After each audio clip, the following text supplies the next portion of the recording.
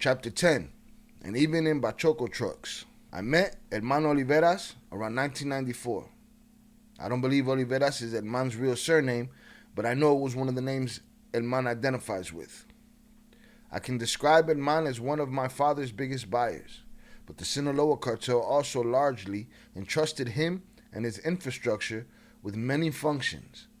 From 1990 to early 2000, Herman's base of operation was Ciudad Juarez, Chihuahua. Herman bought drugs from my father and others in various parts of Mexico, then shipped the drugs to El Paso, Texas for distribution to his clients in the United States. Herman ran large operations with infrastructure that allowed him to store and transport drugs and money, including a network of warehouses and safe houses in Mexico and the United States, and a network of automobiles with secret compartments for trafficking drugs. Herman had many employees, many of whom were active officials of the Mexican government and police officers from Ciudad Juarez and elsewhere. When Herman was forced out of Ciudad Juarez because of the war with Vicente Carrillo, he had to leave with his people from Juarez, and so he took about 6 people with him and their families. He told my dad and me that he was going to rent them a house in Culiacan and that they would live there while he looked for a place to send them to. My dad told him it was no problem and that they could stay in Culiacan. Herman told us that if anything was needed, they would be there. He would pay them their salaries, and they were doing nothing. These people in Juarez would be in charge of keeping their money and keeping track of all the expenses, as well as an accountant. I told my dad to use them for that, so I wouldn't have to take on any more responsibilities, and that's how it ended. Houses were rented for them, and they went with their families. Herman introduced them to a friend of his who was in charge of everyone else. I don't know the other guys.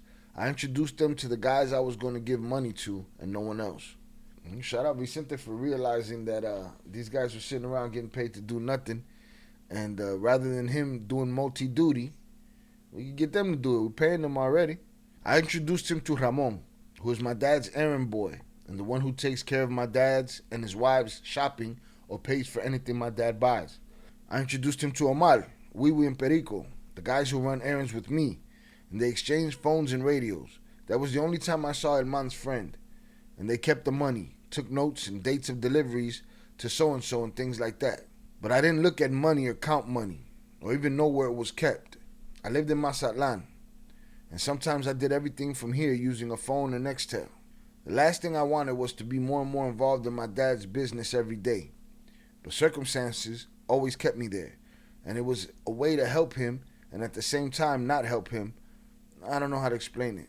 It's you trying to over explain it. You're trying to explain your way out of the game. Like, there's no explaining your way out of the game. Well, my daddy made me do it. Yeah. I didn't want to be more enthralled in this business. Not sure how much I'm buying that. Garciola always told me that Vicentillo really wanted another life and had sought a way out of his father's world, but that world consumed him. His own father, by giving him assignments, asking him for favors, always made him return to the criminal world, even though he wanted to be away. And since he loved his father, he couldn't say no, because the only way to see him, to be close to him, was to be in that environment. It feels like a bit of a cop-out to me. It feels like a bit of post-therapy feelings. I don't know. There's no need. And there they are, doomed. Mayo didn't realize his sons had no alternative. Vicente, Gordo, or Serafin. Hermano Olivera's real name is Herman Magaña Pasos, the Mayo operator in Chihuahua. He hired entire families to drive the modified cars, Vicentillo explained. Families who could cross the border every day, people who came to Juarez to work. That's why those families could cross 3 or 4 times a day with cocaine shipments. They weren't suspects. Herman then took over Mexicali. There he established his entire structure. Although Vicentillo didn't know his real name, the information he provided about Herman since 2011 helped the DEA discover his true name and infiltrate his operations. No one knew who he was until the media revealed his true identity in 2014, and they were able to open a criminal case against him in the Federal District Court for the Western District of Texas. Currently, Herman is free. How did they do that? I wonder how that happened. It's crazy how, he didn't know his real name. You don't need a real name. You don't need, no. You just need whatever information you want to give them, whatever nickname, and we'll take it. Write them up a receipt. Hermano Olivares' main contact in the United States was Ulysses. I don't know his real name, and I don't believe I've ever met him. However, from my conversations with Herman and others, I know that Ulysses is responsible for the transportation of drugs within the United States, including delivering them to Herman's clients, and he collects and transports the money from the sales of those same clients. Ulysses organized a system of warehouses and safe houses in Los Angeles, Chicago, New York, El Paso, and elsewhere where the drugs and money were stored. Ulysses coordinated with Pacheco and others to receive the drugs at these locations after they arrived in the United States from Mexico. From 2006 until I was arrested in 2009, Ulysses' base of operations was in Los Angeles. Before 2006, it was in El Paso. Ulysses would gather the drugs at a central location while a sufficient quantity for a shipment was accumulated, and then the drugs were loaded into tractor trailers with secret compartments.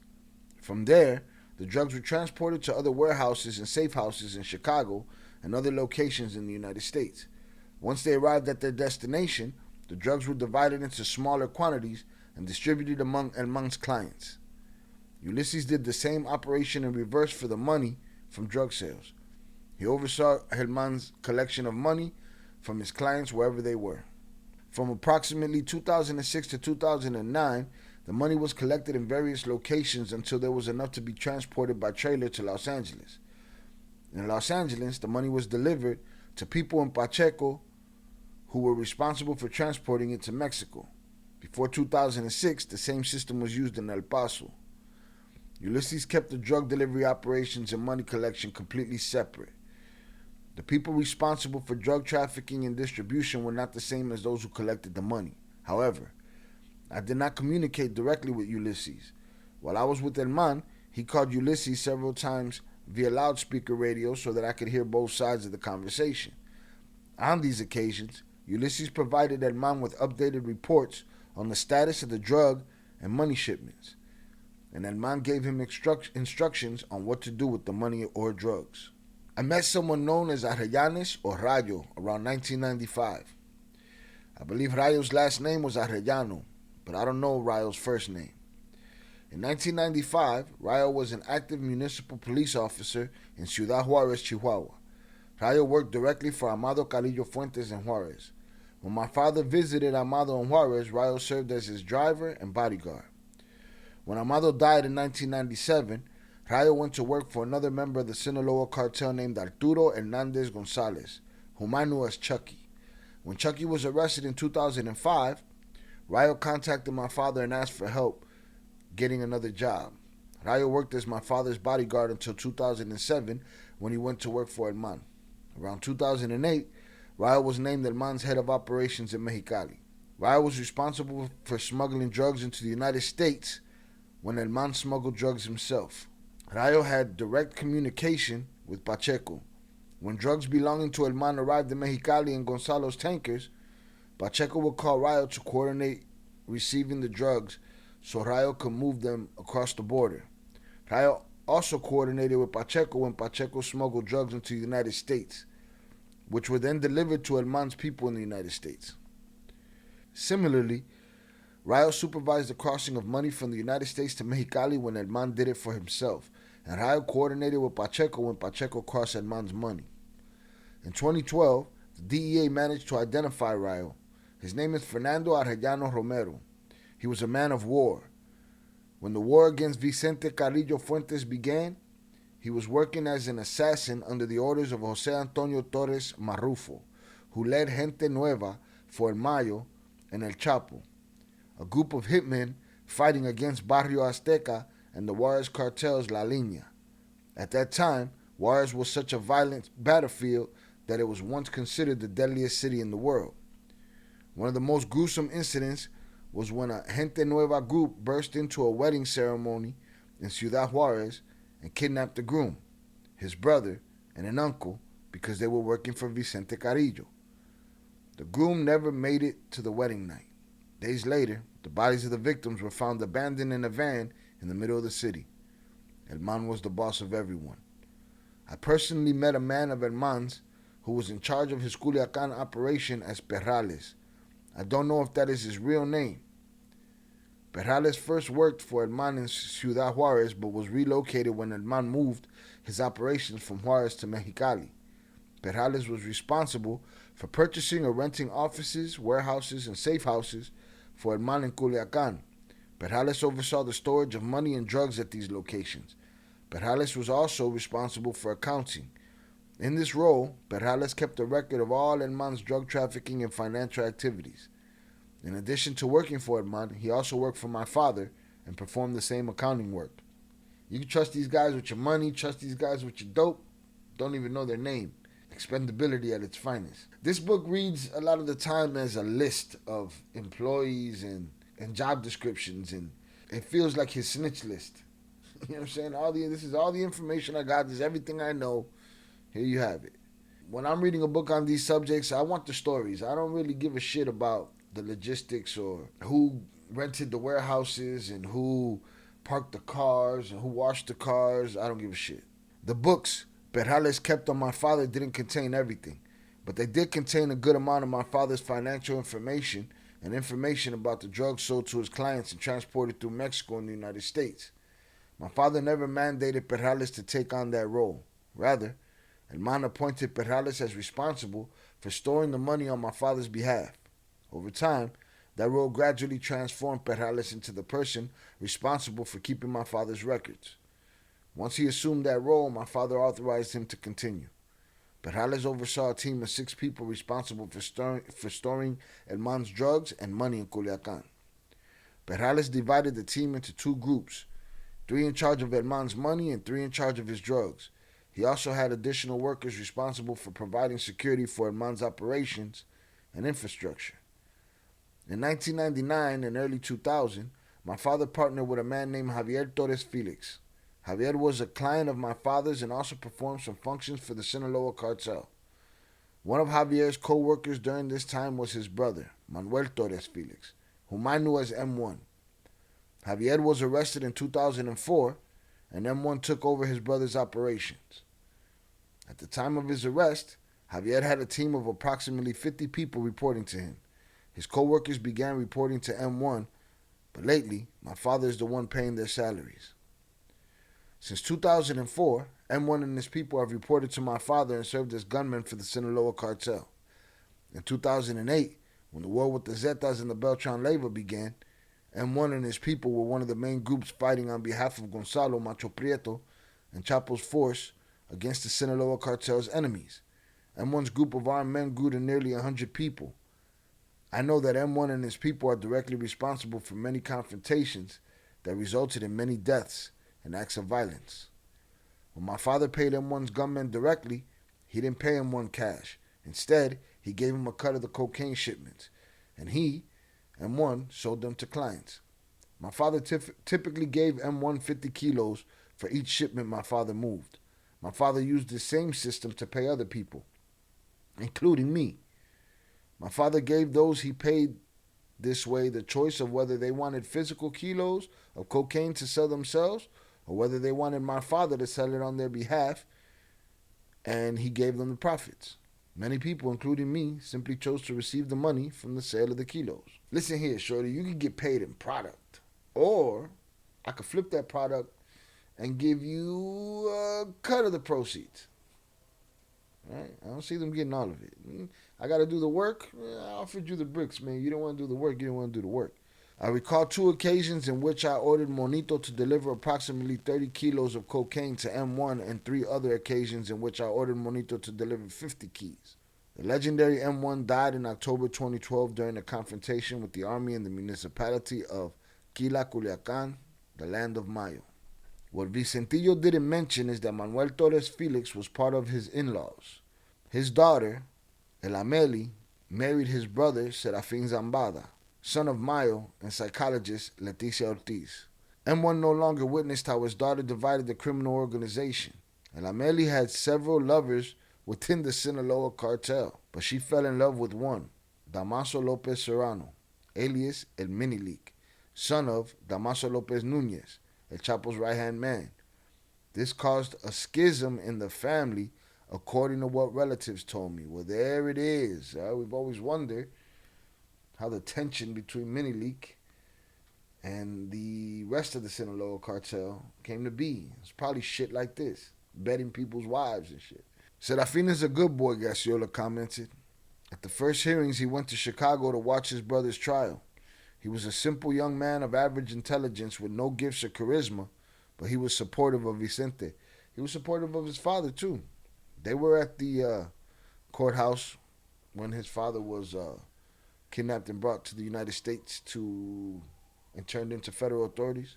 Gasiola explained to me how he was arrested. Since Serafina is an American citizen, he received a letter from the United States government telling him he could complete the legal process to obtain his wife's status as an American citizen as well. So he made an appointment in Tucson, which he went to with her. It was all a setup. In 2013, he was arrested at the border between Nogales and Tucson. When they arrested him, he was with his wife, who wasn't accused of anything, and they let her go. In 2019, he was released after reaching a plea deal with the prosecutor's office and cooperating with them. He's now a single father. I wonder why, bro. You didn't know how to choose him. You didn't know how to pick him. Evidently, the one you picked, every time she tingled, she mingled. His mother, Leticia, attended the hearings and was always close to him. When El Chapo was arrested for the third time in 2016 and his end seemed near, a war erupted between his sons and Damaso Lopez Nunez for control of his faction. Damaso was arrested in May 2017, and his son Minileak surrendered to the United States government in July of the same year to save his life. Let's be clear, Minileak did turn himself in, he did testify, and then he got caught again selling dope. And this week was sentenced to 5 years, which under my understanding is plus time served and all of the things. I say he'll be done in 18 months. I wonder how he figured that out. Around 2006, my father introduced me to the Cabrera Sarabia brothers. They were from the mountains between Sinaloa and Durango and were involved in drug trafficking at various levels. The Cabreras had their own operation growing marijuana and poppies, which they processed into heroin. They then sold the marijuana and heroin to clients in Mexico and the United States, including Chicago. In addition to marijuana and heroin, they buy cocaine in Mexico from my father and others, which they sell to their own clients in the United States. I first met Felipe Cabrera in Culiacan and then met the rest of the Cabrera's brothers at the same time during a meeting at one of their ranches in 2007. At the time, my father was hiding on the Cabrera ranch and was under their protection. From my interaction with the Cabrera brothers, I learned that they coordinated their drug trafficking activities and shared significant responsibilities. However, each brother specialized in specific aspects of the operation. Felipe Cabrera, known as Inge or El Uno, was the head of the brothers' organization. Felipe was primarily responsible for shipping marijuana and heroin to the United States and delivering the merchandise to his clients. He was also in charge of purchasing cocaine in Mexico and shipping it to the United States for distribution to his clients. In 2009, Felipe purchased a ton of cocaine from my father in Culiacan. This cocaine was transported to the border in one of Gonzalo Macho Prieto's tankers, crossed into the United States through Pacheco, and was delivered to Herman's people in Los Angeles, before ultimately being delivered to Felipe's clients in Chicago. In addition to my role in instructing Pacheco to cross the cocaine, I was more aware of the details of the shipment through conversations with my father, Felipe, and others.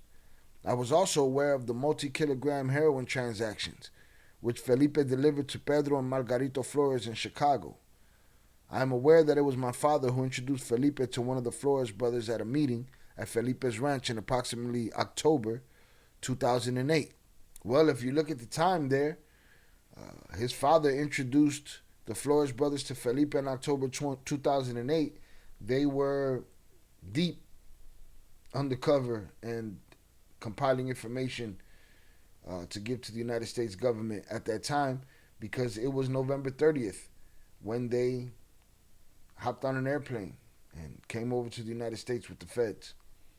So Mayo actively introduced an informant to his friend Felipe. Alberto Cabrera was responsible for overseeing the security of the Cabreras.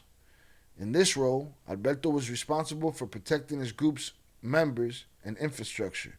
He was also responsible for maintaining communication with corrupt military officials in support of his family's drug trafficking activities. I believe Alberto was murdered in Mexico in December 2011. Jose Luis Cabrera was in charge of the ranches when Felipe was away. He had lines of communication with the people living in the towns and cities surrounding his ranches. The people in the surrounding areas monitored the roads leading to the ranches and alerted them if suspicious individuals or government forces were approaching the ranches. Jose Luis also helped sell the marijuana to his clients and with the logistics of transporting it to his clients. Alejandro Cabrera, how many fucking Cabrera brothers were there? Coño, man. Alejandro Cabrera was responsible for the agricultural side of the marijuana and poppy crops. The other siblings recognized Alejandro as responsible for the crops and followed his instructions on how to manage the operations for growing marijuana and producing heroin. Alejandro was responsible for all the workers who cared for the crops while they were growing, and he was in charge of harvesting the crops. He was also responsible for purchasing marijuana and poppies that other people planted when the Cabreras needed more marijuana and poppies than they can grow themselves. Alejandro held his role because of his agricultural experience, which allowed him to assess the quality of other people's crops before purchasing them.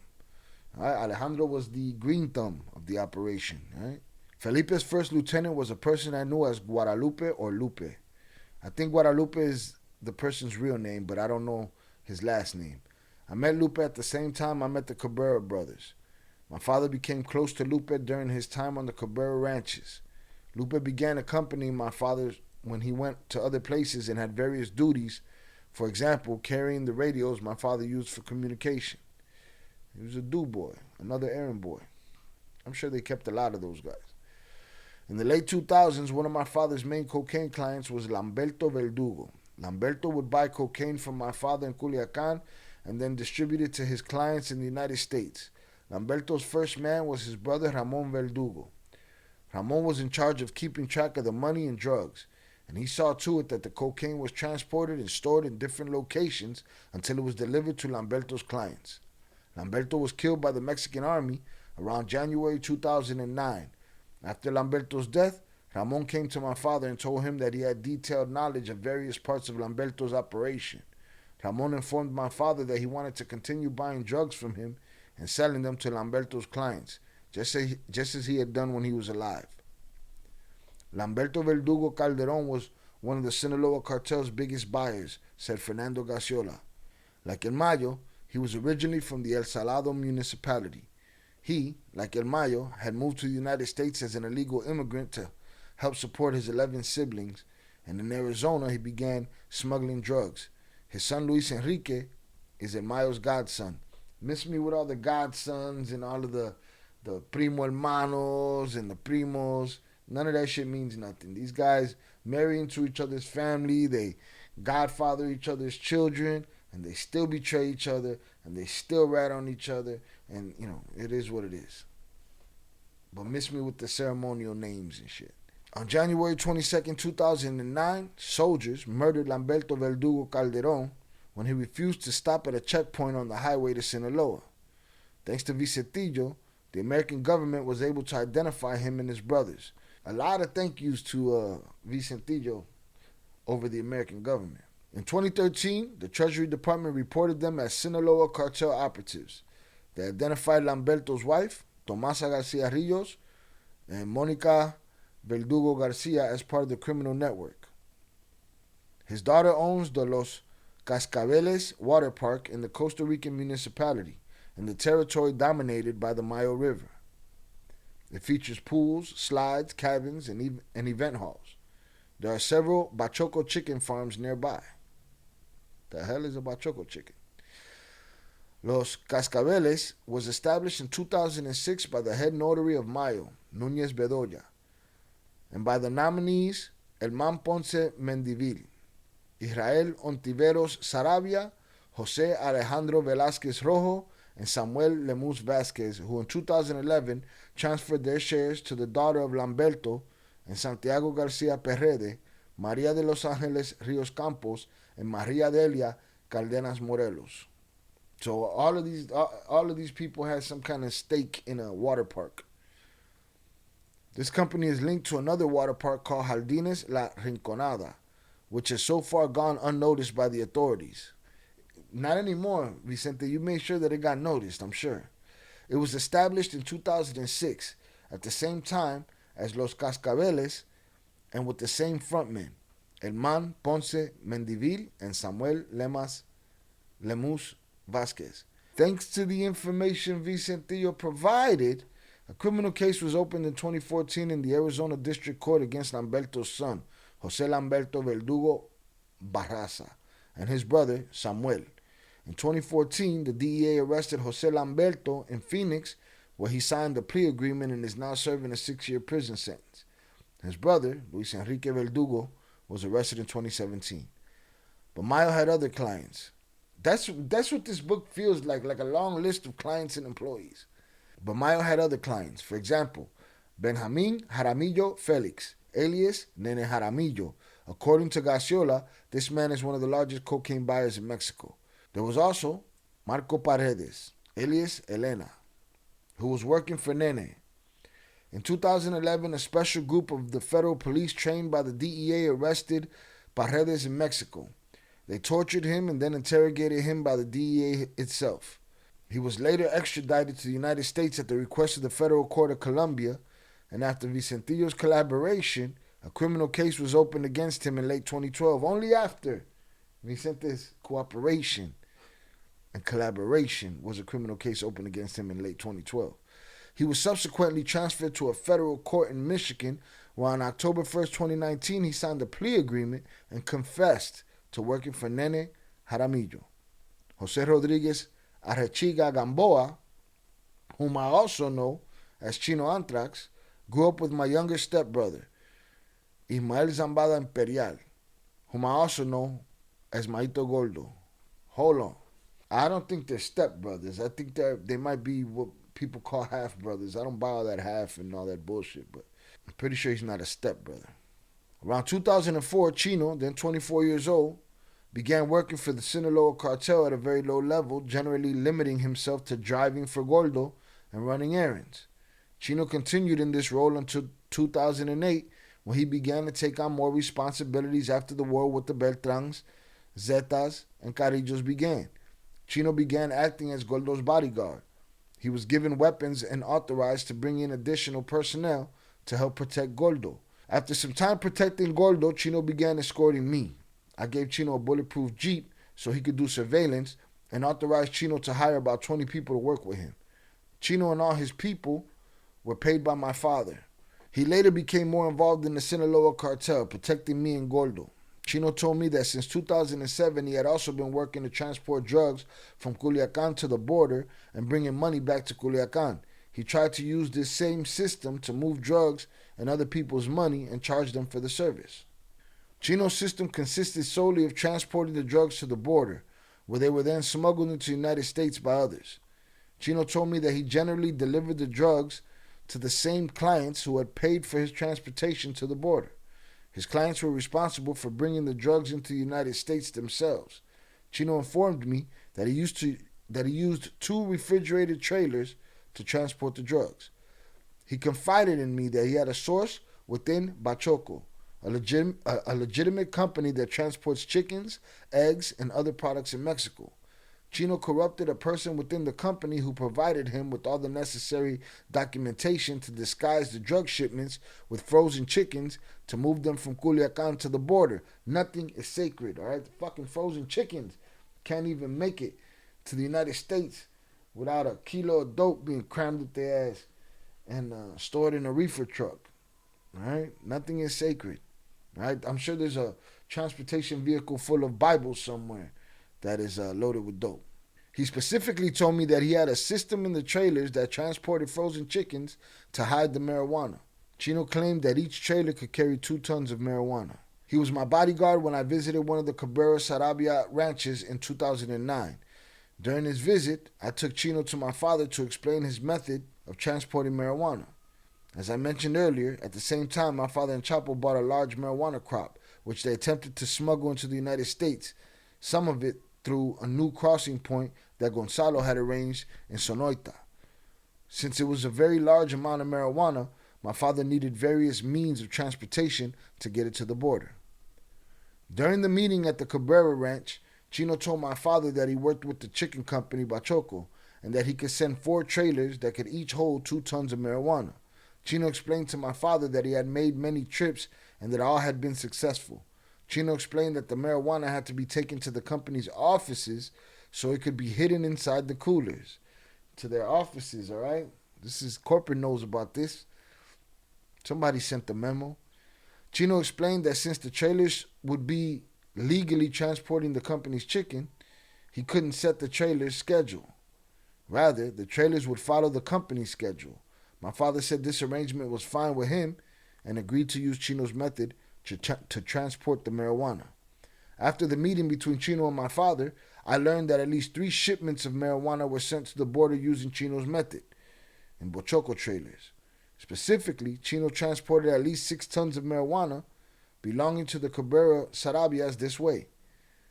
Chino contacted Felipe and Lupe to work out how to receive the marijuana at the chicken company. Shortly after, the marijuana was transported by airplane from the Cabrera Ranch and delivered to Chino's people. I'm aware from conversations with my father and Chino that all the marijuana was successfully delivered at the border. The marijuana was delivered to Pacheco and Mexicali and stored in a secure location. But I don't know who was responsible for bringing it to the United States. From my conversations with Felipe, my father, and others, I was aware that the plan was to deliver Felipe's 6 tons to California. In addition to moving marijuana across the border, Chino used the chicken trailers to move money from the border to Culiacan. Since the 6-ton delivery was successful, my father wanted to arrange a second shipment of 6 tons. I was detained before the shipment was completed. Although Chino began his drug transport operation, he continued his role as a bodyguard and gunman for the cartel. Before my arrest in 2009, Chino had direct lines of communication with M1 and others. Chino and his people were available to fight cartel rivals whenever necessary. Of the many methods Mayo and his people employed to transport drugs, the Bachoco trailer scheme has undoubtedly been one of the most creative and unexpected. Anyone in Mexico familiar with Bachoco and its friendly, sometimes ironic advertising campaign featuring costume chickens and eggs would have a hard time imagining that frozen chicken trucks are loaded with drugs. Not even Gustavo Fring in Breaking Bad could have planned it better.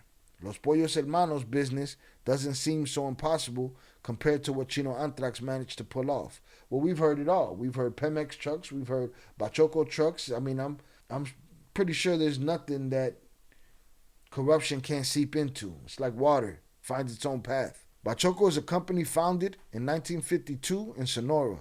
It is considered a leader in the poultry industry in Mexico and the 6th largest chicken producer worldwide. It has been listed on the Mexican Stock Exchange and the New York Stock Exchange since 1997. Its main commercial products are processed chicken, eggs, and pork. It has 9 production complexes in Mexico and 1 in the United States. The chairman of the board of directors is Francisco Javier Robinson Bowers Castello. This guy got 5 fucking names. No, 1, 2, 3, 4, 5 names. His brother, Eduardo Robinson Bowers Castillo, was governor of Sonora from 2003 to 2009 for the PRI. Chino Anthrax, tall, young, and athletic, was a world traveler. However, his journeys in chicken trucks and across different countries ended in December 2013 at Amsterdam Airport. Various media outlets claimed that Chino's Instagram images had landed him in jail, but it was more likely Vicentillo's collaboration, or a mixture of both. Can you really keep pointing the finger at Vicentillo if you posting your whereabouts and what you're doing and where you're at, standing in front of cameras next to Paris Hilton at parties that you probably shouldn't be seen at? That clout, man. The feeling of importance, the feeling of look at me. You mix that with a former employer that's snitching on you, you got problems. In 2014, his extradition was executed and he was presented in the Southern District Court of California. On May 20th, 2015, even the hardline Chino Anthrax reached a plea agreement and pleaded guilty to charges that from at least 2005 to 2013, he was a high-level member of the Sinaloa cartel and that in complicity with others, he trafficked drugs to the United States and participated in violent actions by the cartel against its rivals. That's not limited to its rivals. Sorry. It's not limited just to his rivals. And they gave him a deal. Chino was the leader of the hit group known as the Anthrax. He was fined $10 million and his sentencing has been postponed for at least 3 years, during which time he has cooperated with California District Attorney Laura Duffy. Right? Not only did he cooperate, but he was sentenced to, I believe, 6.5 years. And once released, went back to Mexico and got himself killed. That's basically what went down with Chino Anthrax since this book has happened.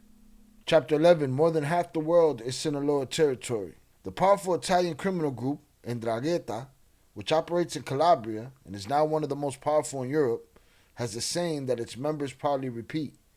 The world is divided between what is Calabria and what will become Calabria. In the half-century that El Mayo has been leader of the Sinaloa cartel, he has achieved a good part of that dream. His criminal organization operates in more than 50% of the world's territory. If you look at the map designed by the IDA, the institute responsible for advising the United States Department of Defense, you're left breathless. The Mayo cartel has a presence in virtually the entire American continent, with the exception of Suriname, French Guiana, Haiti, and Greenland. It operates in the Mediterranean, the Balkans, and Central Europe. In Asia, it encompasses countries such as Russia, Turkey, India, China, Thailand, Laos, and even North and South Korea. And in Africa, it has a presence in countries such as Morocco, Mauritania, Guinea, the Ivory Coast, Ghana, Togo, and Nigeria. It reaches as far as Australia and New Zealand. And Mayo is linked to a financial network in Dubai, United Arab Emirates, through Leopoldo Ochoa Juarez, a major methamphetamine manufacturer who supplies the Sinaloa cartel, whom Vicentillo knew directly. That same network has companies in Mexico associated with Canadians, according to my investigation, and a member of the immediate family of the Robinson Bowers of Bachoco. If you look at the selling price of a kilo of cocaine in several of the countries mentioned, you can understand the motivation that drove the Sinaloa cartel to leave the American continent and expand. Ray said their price per kilo in New York reached $35,000. In Russia and China, $200,000. And in Australia and New Zealand, up to $300,000. The IDA reports that Sinaloa's drug trafficking operations continue to expand globally. Traditionally, the TCO, Transnational Criminal Organizations, has operated extensively in Central and South America, managing sophisticated networks of transport cells and other financial subsidiaries in these regions to move cocaine into and through Mexico. Sinaloa continues to expand its presence in key areas, especially with the establishment of logistics centers in the region. Sinaloa's operations in West Africa are critical to supplying its European market, serving as a key staging point for drug shipments. For its methamphetamine production and money laundering activities, Sinaloa has operations in China to acquire precursor chemicals and goods used in the trade based on money laundering schemes. Authorities attribute Sinaloa's success and global reach to a number of factors, including its extensive transportation networks, strong intelligence apparatus, sophisticated money laundering activities, and ability to corrupt public and private officials. The dozens of examples cited by Vicentillo, who witnessed firsthand all the ways the cartel traffics drugs, gives an idea of the criminal organization's limitless operations. It's a whole lot of land to cover, man. According to Gasiola, the main reason the arrests and splits in the Sinaloa cartel haven't led to its weakening is the presence of El Mayo and his ability to recruit service providers and new clients to buy drugs from him in bulk. For many international cocaine trafficking organizations, the cartel has been an essential intermediary to reach producers in Colombia, Peru, and Bolivia. Well, they don't have the old man anymore, and I've been waiting to see if business suffers. And I don't know how much business suffers, and I don't know what the price of a brick is right now. All I know is the old man is not there to hold it down or recruit new customers or new alliances or new political powers or new lands or expansion. He's not there no more. In Colombia, the Sinaloa cartel is the most trusted cartel. In the drug trafficking chain, no one makes deals with a stranger. The only ones who talk to a stranger is the end consumer. Gasiola told me that El Chapo was buying land in Colombia to produce cocaine himself and avoid any intermediaries. although in our last meeting, he couldn't confirm whether the plan had materialized. I wonder if the Colombians would have gone for that. Like, Papa, this is our gig. Come over here, start buying land and, planting seeds and shit. Prosecutor Nicola Gratteri of Catanzaro, the capital of the Calabria region of Italy, agrees with Gacciola. He asserts, for example, that the Albanian mafia, which works alongside the 'Ndrangheta, is playing an increasingly important role among direct cocaine producers. The most reasonable reason is the accreditation that the Albanian clans obtained from the Mexican cartels through the 'Ndrangheta. It's very difficult to acquire accreditation with South American producers of nothing. I still remember that those who tried were murdered in Mexico. They were criminals of Serbian, Montenegrin origin. We have recorded contact in Mexico between members of the 'Ndrangheta and the Albanian mafia. As you can see, it doesn't matter that the new government of President Andrés Manuel López Obrador erases the existence of the Sinaloa cartel and other Mexican drug trafficking criminal organizations from its official speeches and morning press conferences, because they're still there. They exist, they operate, and they are the matrix that breeds violence and corruption in everyday life in Mexico. Let me tell you something. That is the party of, let's, see no evil, speak no evil, hear no evil, because Claudia Scheidebaum is the same thing. She sits up there and speaks quietly with her mealy little mouth. They ain't on shit, man. Slugs, not hugs. I'm sorry. I did that backwards. Hugs, no slugs. I've known Antonio Beltran, also known as El Tony, since the 1990s. Tony worked with someone else, whom I know as Yillo, to smuggle drugs into the United States. I've known Yillo since around late 2006, early 2007, but I don't know Yillo's real name. I understand from my conversations with Tony, Yillo, and others that Tony and Yillo smuggled cocaine and marijuana into the United States through tunnels and secret compartments in cars, in addition to smuggling drugs. Tony also had cocaine clients in California. Tony often coordinated with Juan Guzman Rocha, to distribute drugs to Juancho and Tony's clients in California. Around 2009, Tony and Yillo asked my father for help with corrupt Mexican government officials in Sonora, specifically the federal police in Nogales. I asked a person named Rodolfo Beltrán Burgos, whom I will discuss later in this statement, if he knew the federal police in Nogales. Beltrán Burgos replied that he did, so I put Beltrán Burgos in touch with Tony. Beltrán Burgos introduced Tony to the commander in charge of the federal police, and from that point on, Tony began paying him monthly bribes. At the time, Vicentillo describes, in 2009, General Armando Treviño Briceño was the coordinator of the federal police in Sonora. Facundo Rosas was the national head of the PF, and Osvaldo Luna Valderrabaño was the chief of staff, directly responsible for police appointments in each state. In 2011, Treviño Briceño was appointed Secretary of Public Security for the border city of Rio Bravas, Tamaulipas. The Limón Sanchez brothers, Alfonso and Oscar, are associated with the Sinaloa cartel. They have another brother named Ovidio whom I don't remember meeting. I also know that Alfonso's nickname is Poncho. I met Alfonso and Oscar around 2006 through a mutual friend at a horse race.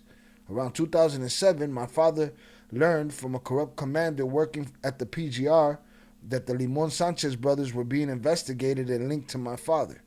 I brought Alfonso, to see my father, and my father explained that he knew about the investigation. At the time of the meeting, I don't think the Limón Sanchez brothers were doing any criminal business with the Sinaloa cartel. However, after that meeting, the Limón Sanchez brothers slowly took on a role in the Sinaloa cartel's drug trafficking operations. It seems like Mayo never missed an opportunity to create an opportunity for somebody to roll his way. Seems like everybody he met with, if they weren't in the crime game before they got there, in some way, shape, form, or fashion, they were in it when they left. The Limón family built their own infrastructure to move drugs in Mexico and into the United States. The Limón family frequently purchased cocaine from my father in Culiacán. On approximately 4 occasions in 2008, my father asked me to instruct Monito to deliver cocaine to the Limón family that they had purchased from my father. Of these 4 transactions, I instructed Monito to deliver approximately 500 keys of cocaine to the Limon family twice and approximately 300 keys on 2 other occasions. Monito reported to me when the merchandise was successfully delivered. I was present with my father when Poncho informed him that these cocaine shipments were destined for California for distribution to his clients in the United States.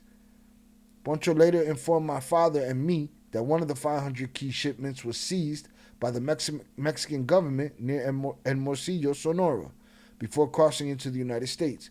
The shipment was seized because the Limons had not paid their bribes on time in Sonora. My father told Poncho that he should always pay the bribes on time to prevent the risk of seizures.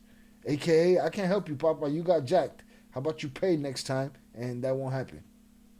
Why are you bringing me your problems? In approximately 2009, the Limon family played an active role in the transaction of a ton of cocaine. Specifically, Oscar and Poncho worked with Pacheco, Zenobio Flores Pacheco, to smuggle approximately 300 kilos of cocaine across the border into Calexico, California. Once the kilos arrived in Mexicali, I called Pacheco on the radio and relayed my father's orders to give Oscar and Poncho 300 kilos to smuggle. Pacheco and the Limon family then coordinated their respective workers to divide the kilos and move them across the border in small quantities. I was present with my father in Germán when my father asked Germán to receive the cocaine in Los Angeles after it was smuggled across the border so that Germán's people could deliver the merchandise in Chicago. I am aware from my subsequent conversations with my father and Germán that all of the cocaine smuggled by the Limons was successfully received in Los Angeles and moved to Chicago, where it was delivered to Felipe's people. In November 2011, Ovidio Limon was arrested in Mexico due to Vicentillo's collaboration with the U.S. government. According to Mexican authorities, the capture was carried out without any shots fired, thanks to intelligence gathering and surveillance activities carried out by the Mexican military. But the reality was different. Alfonso Limon was arrested in November 2014 for the same reason, along with Martín Avendaño, Jesus Beltrán, Raúl Beltrán, and Rafael Guadalupe Felix, alias Changuito Anthrax, who worked for Chino Anthrax. In September 2013, the United States Government Prosecutor's Office initiated a criminal case against Poncho, but he escaped in March 2017 from the high-security prison in Aguarruto, Culiacán, along with Juan José Esparagosa Monzón, nicknamed Azulito, son of El Azul. Another person associated with the Sinaloa cartel is a man I only know as Roberto. I met him around 2005. I know from my conversations with Roberto, Juancho, and my father that Roberto has cocaine clients in California. Roberto sometimes worked with Juancho to sell cocaine that Juancho had already transported to California. Roberto also bought cocaine from my father in Culiacán. I know from my conversations with my father and Roberto that my father bought approximately 300 to 500 kilos of cocaine per transaction with my father. Roberto has his own transportation infrastructure, but sometimes uses Macho Preto's Pemex tankers to move cocaine from Culiacán to Mexicali to cross the border into the United States. I was personally involved in selling cocaine to Roberto on approximately 3 occasions in 2007 and 2008. In each of these transactions, I ordered Monito to deliver approximately 100 kilos of cocaine to Roberto and then collect payment for the merchandise. On approximately 5 or 6 other occasions, I relayed orders from my father to Monito and others to deliver cocaine to Roberto that he had purchased from my father. Sergio Barrera, whom I know as Secre, has been associated with my father since at least the 1990s. My first encounter with him was in approximately 1997 or 1998. I know from my conversations with Secre, my father and others, that Secre has his known infrastructure for receiving tons of cocaine from Colombia.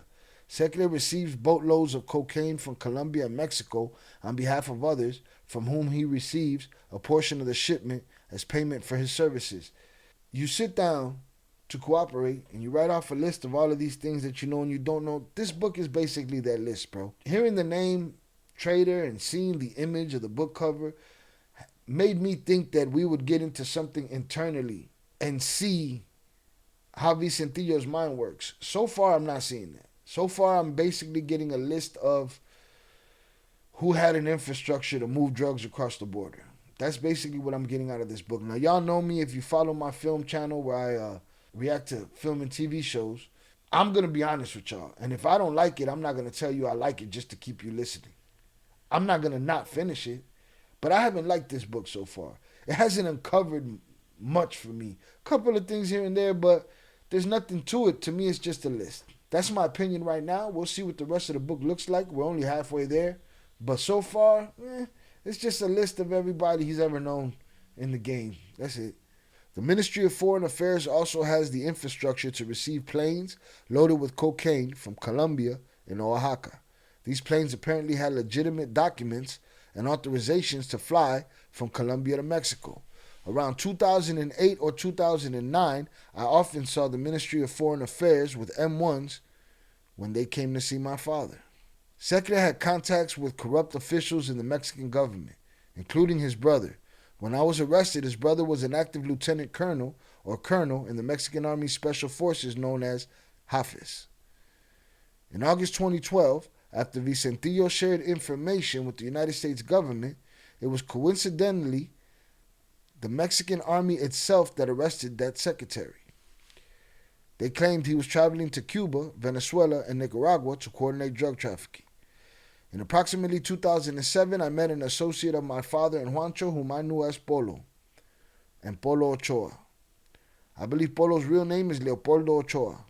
In approximately 2008, Polo was using the Sinaloa cartel's tankers to transport ephedrine from Cancun to Culiacan. I am aware that Polo used the tankers for this purpose from my conversations with my father and Juancho, and because I had contact with Chepe regarding the tanks when they were being used to transport Polo's ephedrine.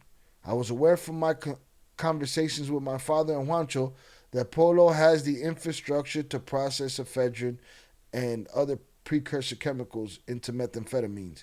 This book reads like an indictment.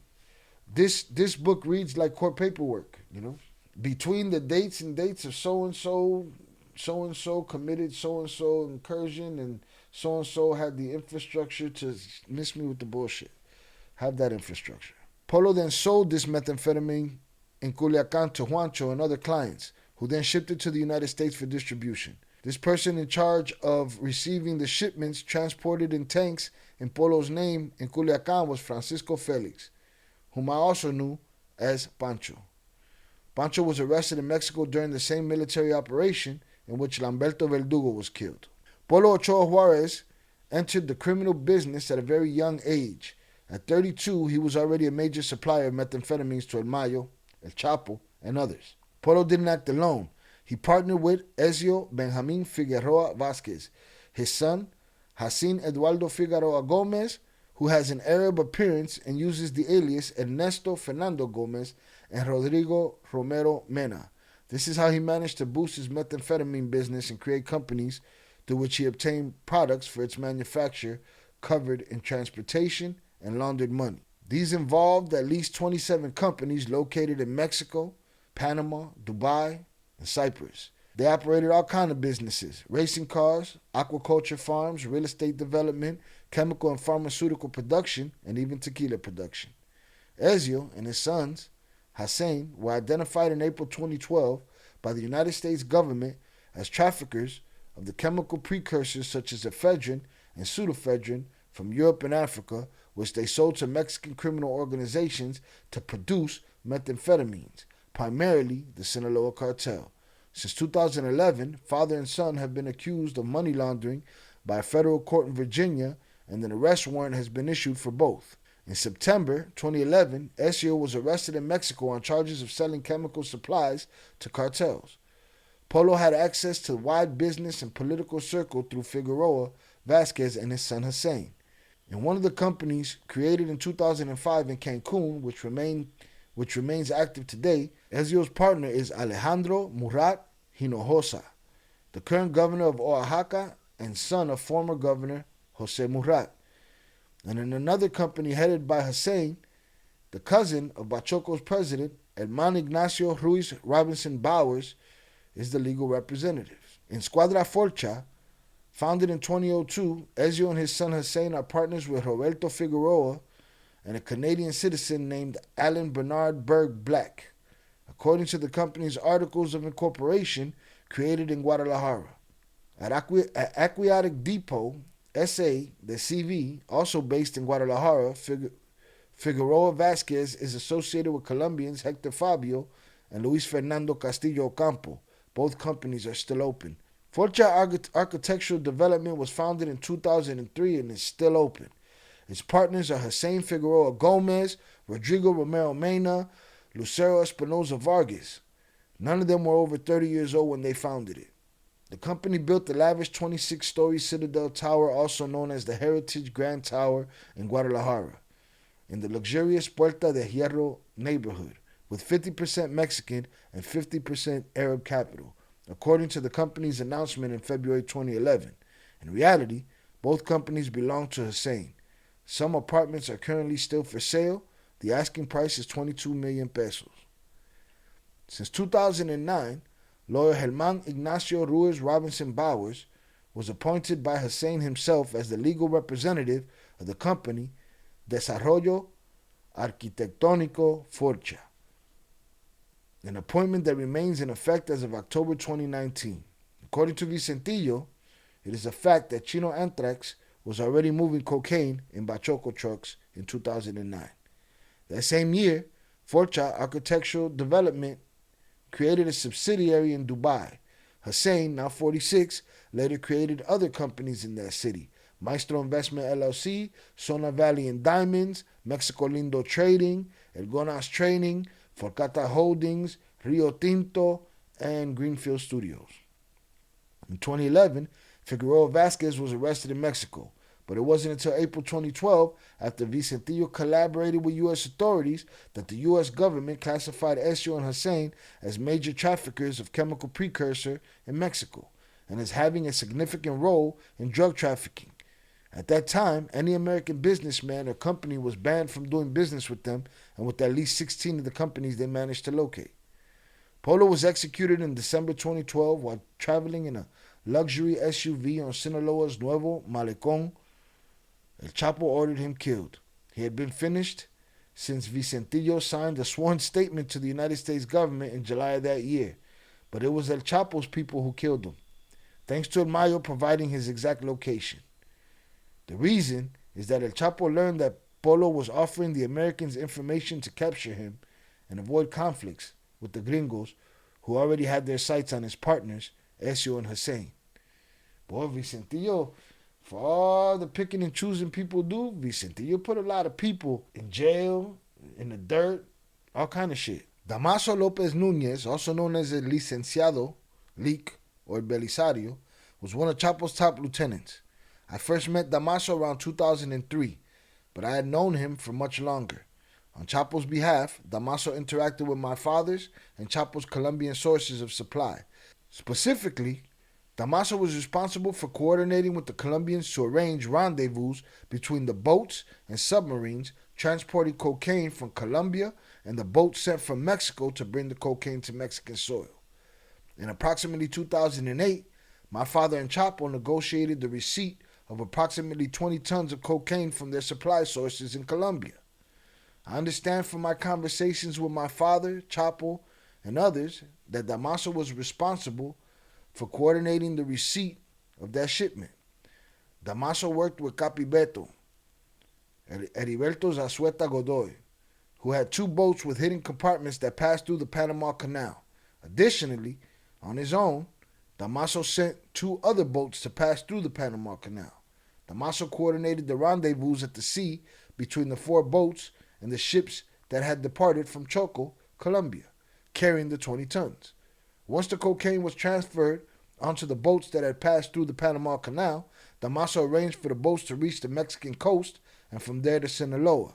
Once the boats were off the coast of Sinaloa, Damaso coordinated with someone I knew as Colas to send small boats to meet the ships bringing in the cocaine, and the boats took it to isolated beaches or locations in Sinaloa. Once the cocaine was on land, Damaso contacted people from my father and Chapo, including Monito and someone I know as Queta, who transported the drugs to safe houses in El Dorado and Culiacan. Most of the 20 tons of cocaine were taken to Mexico in this way. The remaining cocaine was sent by submarine directly from Colombia to Sinaloa. When the submarines reached the coast of Sinaloa, Damaso again arranged for small boats to pick up the merchandise in the same way as with the ships. After the cocaine was removed from the submarines, they were sunk and the Colombian crew was taken with Damaso. Around the end of 2008, Damaso was involved in another operation to bring cocaine from Colombia through Guatemala and Belize to Mexico, using crop dusting planes, among other types of aircraft.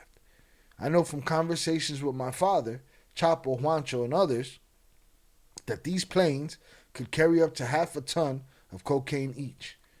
Damaso was in charge of securing airstrips in Guatemala, Belize, and southern Mexico for this operation. My father also instructed Benny, Armando Contreras Subias, and Marquitos, Marco Antonio Paredes Machado, to help him secure airstrips due to their familiarity with those areas. I was present when Chapo informed my father that cocaine shipments had successfully reached Mexico using this method. Damaso also has the infrastructure to move drugs through Honduras. One of the people working with Damaso in Honduras was someone I knew as Marisquero. His name was Cesar. Around 2008, Cesar received cocaine by land in Honduras on behalf of Chapo and Damaso. This cocaine was then sent to Guadalajara and Culiacan, where it was sold. El Marisquero's name is Cesar Gastelum Serrano. According to Gasiola, he wasn't an employee of either El Mayo or El Chapo. He was a major cocaine trafficker based in Honduras who sometimes supplied them, but more than an ally, he was a competitor. Gasiola told me about him as early as 2011. He told me that the amount of drugs he trafficked was comparable to that of an entire cartel. I asked people at the DEA if anyone knew him, if the name sounded familiar. No one.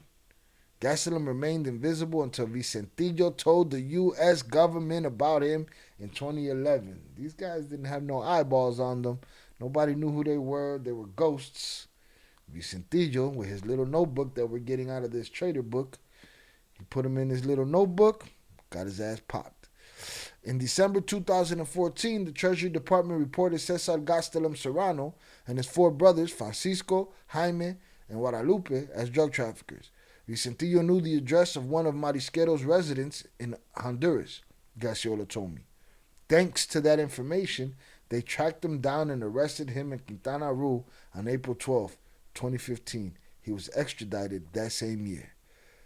Shortly before that, in 2014, Honduran drug trafficker Hector Emilio Fernandez Rosa was arrested. He had been a supplier to Mexican cartels since 1998 and had gone on to found the Cartel of the Suns in his country.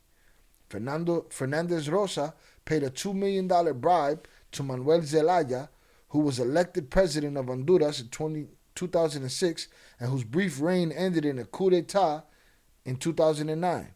He then financed the political campaign of Roberto Micheleri, the deputy who became president in 2009, thereby obtaining free reign to bring massive shipments of cocaine into Honduras.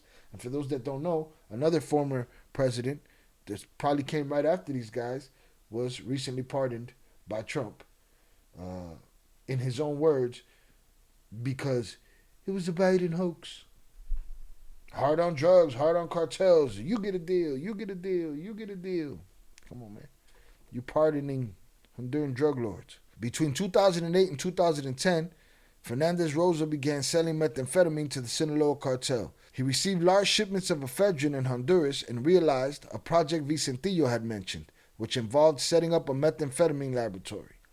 Fernandez Rosa established it in the Department of Cortés, home to Honduras' largest port, where the ephedrine was delivered to the table.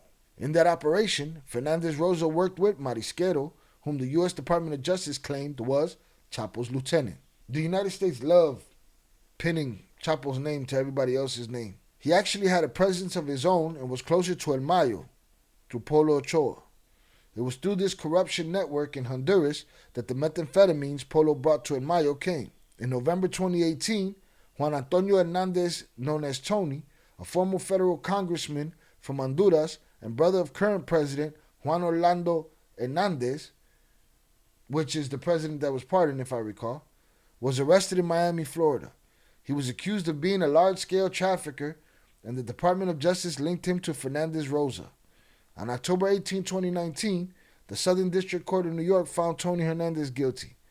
According to the prosecution, he allegedly received money from Chapo himself for his brother. According to the American government, the current crisis in Honduras and Venezuela is due, in part, to the activities and corruption of some members of the Cartel of the Suns associated to El Mayo and Chapo. Now, understand something. Our current administration invaded Venezuela, kidnapped their president, Maduro, who they accused of being the leader of the Cartel de los Soles, that was a criminal organization in the cartel, and they've walked all of that back. They no longer acknowledge Cartel de los Soles as a criminal organization or organization at all. So it just goes to show you how convoluted all these politics and all this bullshit that people are talking about is. Because right here, they're such a monster. And they were a monster up until the day after they brought Maduro here. And then they said, literally said it was a typo. Literally said that the record had to be corrected because they were no longer considered a criminal organization. That the words that were used were the wrong words. Miss me with the bullshit. In his confession, El Marisquero told U.S. authorities that he bribed presidential candidates to move drugs through Guatemalan ports and airports. He also paid Honduran officials, including President of Honduras. Of El Chapo, he said he had no money, was always taking out loans, and was always on the fence. The Casares family has been friends of my father, Chapo, and Beltran Leyva for a long time. Emilio Casares worked with my father, Chapo, and the Beltrans to receive cocaine from Central and South America and transport it to the U.S. for distribution. In the past, Emilio worked more closely with the Beltrans than with my father or Chapo. I was present at some of the meetings with my father and Chapo in which Emilio invited them to invest in the shipment of cocaine he planned to bring to Mexico from Guatemala. My father and Chapo worked directly with Emilio in bringing this shipment, but I'm not very familiar with the details. From my conversations with Emilio and others, I learned that Emilio frequently purchased between 500 and 1,000 kilos of cocaine in Culiacan from Mochomo Beltran. Emilio had his own network that allowed him to transport cocaine to Mexicali and cross it into the United States. Sometimes, Chapo relied on Emilio's structure in Mexicali to smuggle cocaine into the United States. Emilio's sister is Blanca Caceres. I've known Blanca since I was young. She owns various exchange houses or financial institutions in Culiacan and other parts of Mexico. My father and other members of the Sinaloa cartel often used Blanca's financial infrastructure to exchange dollars for pesos or vice versa, depending on the currency needed. Specifically, I'm aware that my father used Blanca's infrastructure to exchange dollars for pesos and pay bribes to people on her payroll. Blanca Margarita Casares Salazar is better known within the Sinaloa cartel as the Empress. She's now 64 years old, and Vicentillo has known her since she was young because she and her brother have always been part of the Sinaloa cartel. In 2007, the United States government identified Emilio and Blanca Casares as part of the Mayo criminal network and accused them of owning at least 19 companies in Mexico used for drug trafficking and money laundering. They are located in Culiacan, Tijuana, Guadalajara, and Mexico City. The companies have diverse corporate purposes: construction, urban development, importers and exporters, and distributors of clothing and household appliances. They also engage in private security and the purchase and sale of communications products. There are also businesses that call themselves exchange houses, such as Agbas Consultores, founded in 2004 and operating in the Valle del Rubi neighborhood of Tijuana, but without any permit from the National Banking Commission or the Ministry of Finance. The U.S. Treasury Department classified it as a company linked to drug trafficking. Despite this, and despite Mexican authorities' knowledge of the relationship between the Caceres and El Mayo, all of the listed businesses continue to operate according to the Public Property Registry. The only exceptions are Comercializadora Joana and Toquín, whose Culiacan registry indicates that the PGR seized them in 2008. There are other companies linked to the Empress or to the nominees she used to establish companies that are not listed with the Treasury Department, such as the Agro-Industrial Credit Union of Culiacan Valley, which made loans and closed operations in 2019, Los Milagros de los Santos in Guadalajara, and Comercial Maguitoy in Culiacan.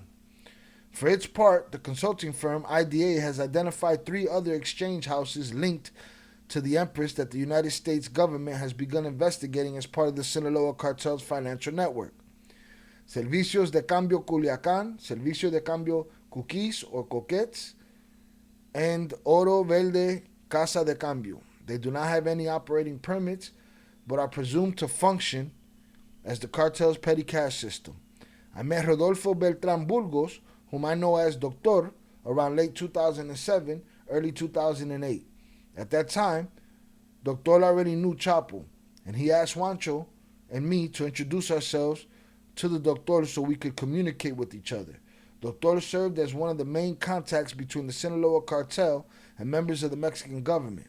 In particular, Doctor had many contacts with the Ministry of National Defense, the PGR, the Navy, and the Federal Ministry of Public Security. The doctor was responsible for paying weekly or monthly bribes to the top brass of these corporations. Special payments or bonuses were also given by the Doctor and others in connection with certain activities, such as the transportation of cocaine by authorities to a given address. In addition to the doctor, the people generally responsible for making bribe payments to corrupt officials were people I knew as Estudiante, Licenciado Carlos, Sergio, and Queta. I'm aware that Estudiante was murdered in Mexico City. Depending on the official and the type of payment, bribe payments made by the Doctor and others in a similar role range from a few $1,000s to hundreds of thousands of dollars. In exchange for the bribes, Mexican government officials provided, number 1, information related to operations against the Sinaloa cartel, its members and associates, and number 2, direct assistance when members of the Sinaloa cartel and its associates were detained or subject to drug seizure, and 3, actions to arrest or kill enemies of the Sinaloa cartel.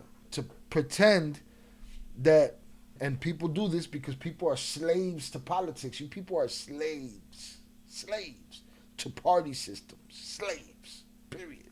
There's no working your way around it. And those people pretend that, oh, well, you know, this administration is not like that and that administration is not like that. Man, this shit is embedded in the crust of that country the same way old rich white men are embedded in the crust of our country.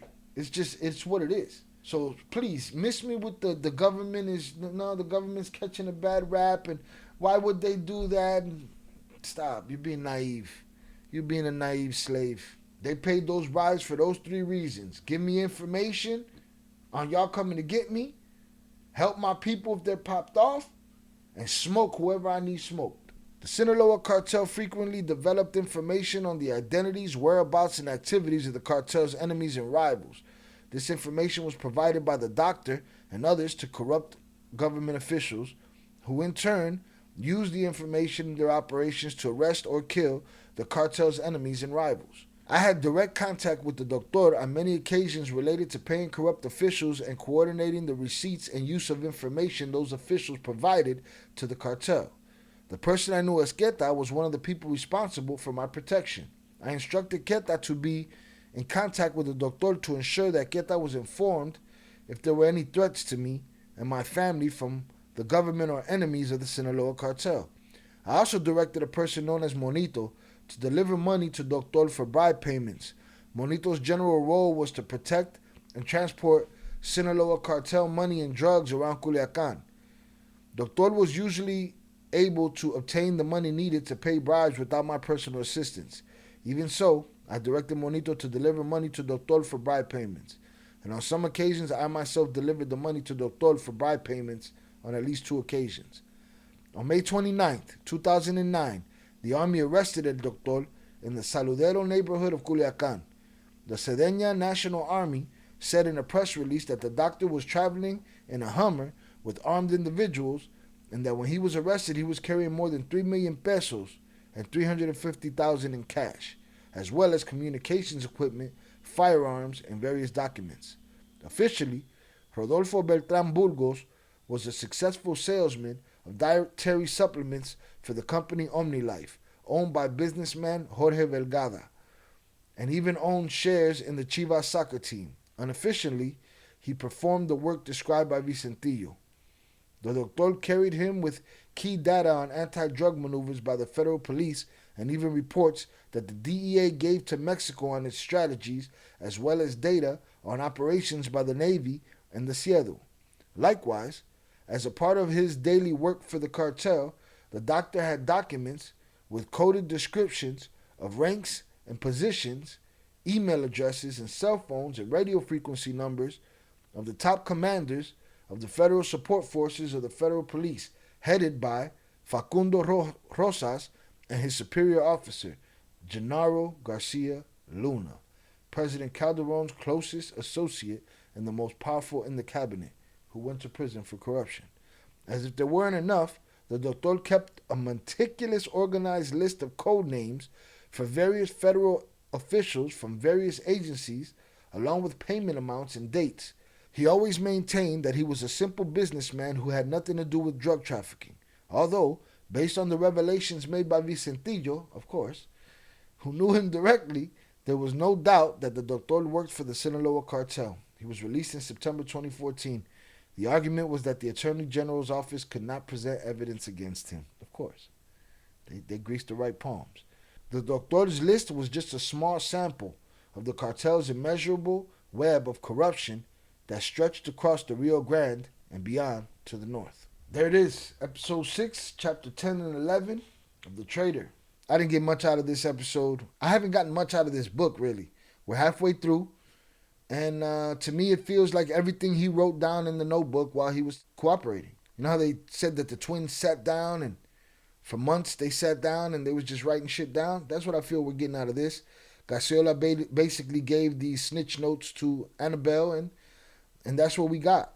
I feel like so far, halfway through it, I'm only halfway through it, the book is overrated. That's just my opinion, and I'm always going to tell the truth and tell you how I feel and give my opinion whether you like it or not. I expected more from this book. Again, given the name, given the imagery, a clown drawn by himself, a reflection, a projection of his self-image. And we're getting nothing about Vicentillo in here. We're just getting a list of people that work for the Sinaloa cartel and everything in their job description. I don't need all that. Hopefully, second half of the book will be better. I'm not going to quit. I'm going to get through it. And if I still hate it at the end, I'm going to tell you that I hate it at the end. We haven't heard anything personal since maybe the first chapter. Him getting run down on by the Arjellanos. That's the most personal shit we've heard in this book so far. So make sure you join me for episode 7. We'll see what the rest of the book has to offer. Make sure you hit the like button, subscribe, leave a comment on this episode. Tell me if I'm wrong. Tell me what you think. Tell me what you learned from this episode. Peace.